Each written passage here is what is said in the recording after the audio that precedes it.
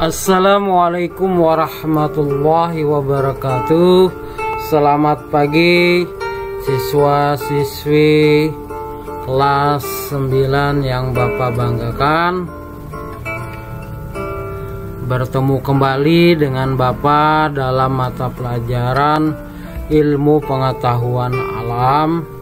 Seperti biasa, sebelum kita memulai pembelajaran, kita buka dulu dengan membaca basmalah. Bismillahirrahmanirrahim. Sebelum Bapak memberikan pembelajaran pada hari ini, Bapak ingin menyampaikan tujuan pembelajarannya terlebih dahulu. Adapun tujuan pembelajarannya adalah peserta didik diharapkan mampu menentukan hasil persilangan dihibrid atau dihibrida melalui diagram sesuai hukum pewarisan sifat. Baiklah, kita masuk ke materinya, yaitu persilangan dihibrid atau dua sifat beda. Ya, persilangan dihibrid ialah persilangan dengan dua sifat beda. Contohnya, hasil percobaan Mendel pada biji tanaman ersis. Pada biji ersis, kalian dapat mengamati dua sifat beda, yaitu bentuk biji dan warna biji. Persilangan dihibrid di sini berbeda dengan persilangan monohibrid yang hanya memperhatikan satu sifat beda. Sedangkan persilangan dihibrid itu persilangan yang memperhatikan antara dua individu sejenis dengan dua sifat beda. Nah, pada persilangan ini dinyatakan oleh Mendel bahwa gen-gen dari kedua induk akan mengelompok secara bebas. Pernyataan ini disebut dengan hukum Mendel 2, ya, atau berpasangan secara bebas. Mendel melakukan percobaan dengan menyilangkan tanaman ersis atau Physum sativum dengan memperhatikan dua sifat beda, yaitu tanaman ersis berbiji bulat berwarna kuning dan tanaman ersis berbiji kerut berwarna hijau. Nah, adapun ciri-ciri persilangan dihibrid antara lain sebagai berikut. Yang pertama, persilangan dengan memperhatikan dua sifat beda.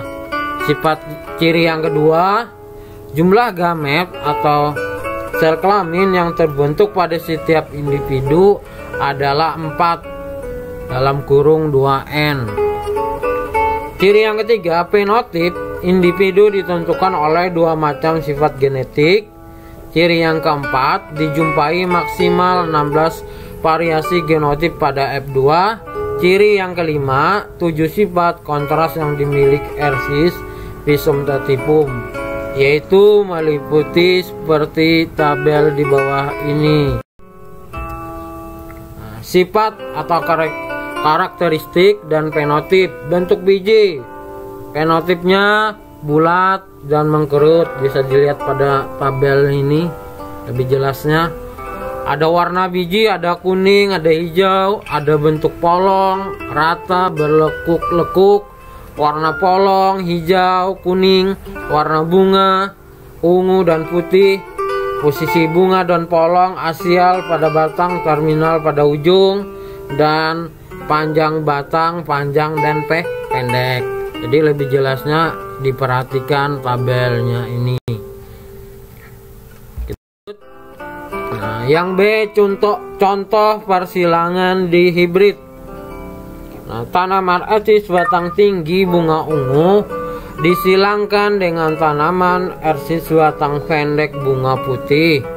Semua F1 atau keturunan pertamanya tanaman ersis batang tinggi itu bunga ungu. Setelah itu F1 atau keturunan pertama disilangkan dengan sesamanya, yaitu F1 juga, sehingga rasio genotip F2 atau keturunan keduanya sebagai berikut. Tolong diperhatikan. P itu adalah parental atau induk. Induknya di sini adalah batang tinggi bunga ungu. Fenotipnya tadi ditulis T besar, T besar, P besar, P besar, disilangkan dengan T kecil, T kecil, P kecil, P kecil, yaitu batang pendek bunga putih. G gametnya dari batang tinggi bunga ungu itu adalah T besar dengan P besar. Dari batang pendek dan bunga putih, gametnya adalah T kecil, P kecil. Nah, disilangkan itu nanti akan menghasilkan yang namanya keturunan pertama atau F1, yaitu T besar, T kecil, P besar, P kecil, dengan fenotipnya batang tinggi bunga ungu. Nah, kemudian P2 parental atau induk kedua, ini adalah dengan cara keturunan pertama disilang dengan keturunan yang pertama yang memiliki fenotip tadi adalah T besar, T kecil, P besar, P kecil, disilangkan dengan T besar, T kecil, P besar, P kecil, sehingga masing-masing memiliki gamet T besar, P besar, T besar, P kecil, T kecil, P besar, T kecil, P kecil. Agar lebih jelasnya lihat pada persilangan F2. Nah, perhatikan pada tabel berikut. Nah, pada tabel berikut diagram ini jumlahnya ada 16 kolom. Ya. T besar kita silangkan dengan T besar, P besar, disilangkan dengan T besar, P besar, menghasilkan T besar, T besar, P besar, P besar, yaitu batang tinggi bunga ungu. Kemudian T besar, P kecil, disilangkan dengan T besar, P besar, menghasilkan T besar, T besar, P besar, P kecil. Kemudian disilangkan lagi T kecil, P besar, disilangkan dengan T besar, P besar, menghasilkan T besar, T kecil, P besar, P besar, batang tinggi bunga ungu.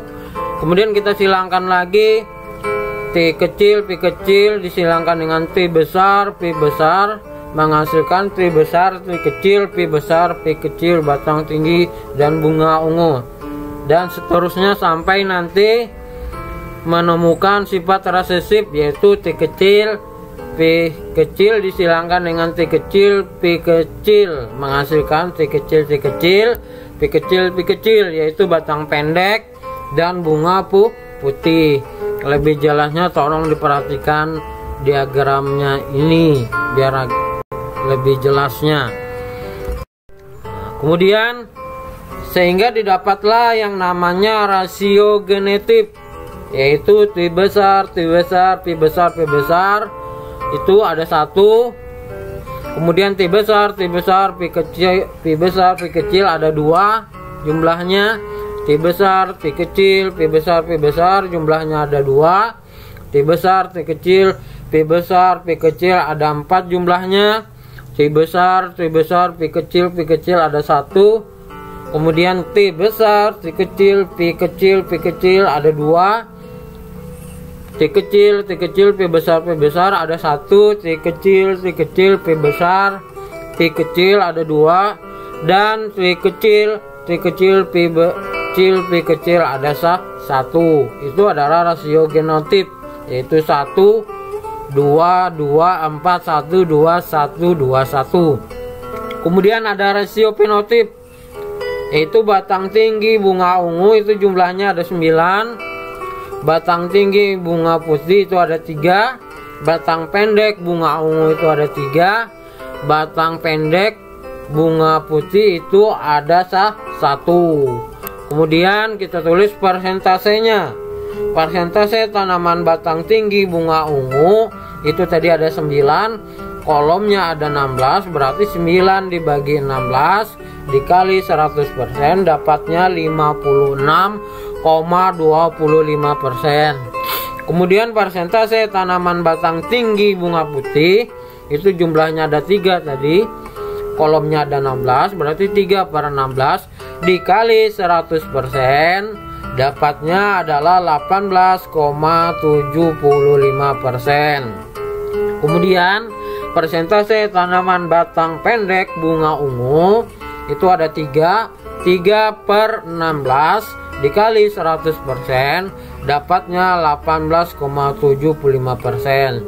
Kemudian yang terakhir, persentase tanaman batang pendek bunga putih yaitu ada 1 jumlahnya, berarti 1/16 dikali 100%, hasilnya adalah 6,25%.